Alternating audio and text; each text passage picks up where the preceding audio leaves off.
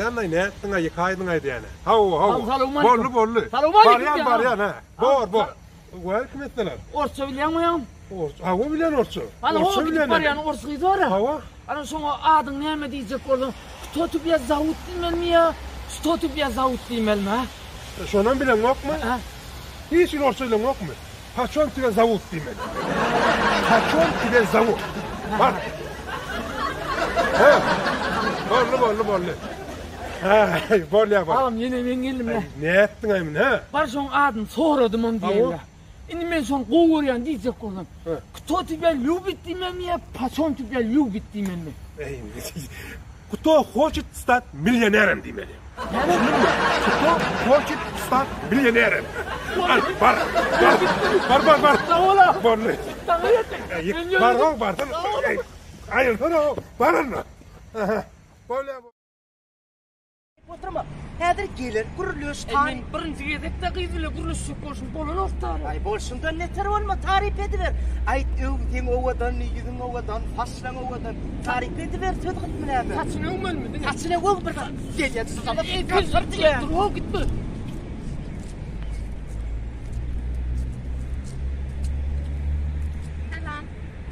Selam, komaya tanıma. Gelin sama. Çingelin. Litre mi? Hava, polisen. Havası neredeyse? Min tiyatroda işleyen. Tiyatro değil mi? Hava. Şu güllürleyen yerdeyse. Tüveli mi? Ne mi? Benim burada işler, neler işler bilemem. Ay, senin elinizde ne geliyor? Ne elimden mi? Hava. Şu anda bindin, neyse geliyor. Evet, yemeğim ay saçın, Saçım mı? Sen saçın var arası. Hava, saçım. Hava.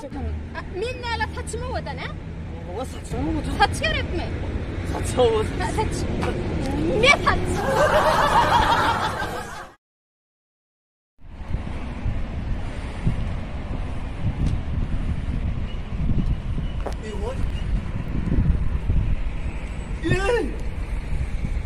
Bu ne? Güyedim ne mo? Bu ne? Vay. Tanıdı. Ben tanıdı. Bu ne? Artistim milletten tanıdı. Vay. Alo. Ne son. Bu ne? Ne? Komşum ne? Ayır bir o kaynıyor mu nedir mi? Gül kalacağım diye. Bu ne? Gül kalacağım.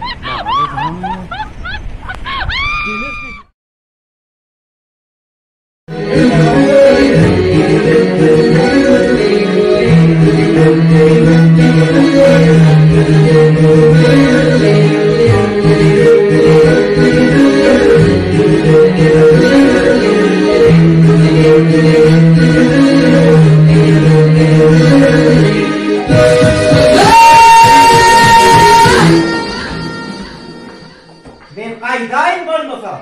Baksı yığılmalı, buz kartı yığılmalı. Dur nerede yığılsak?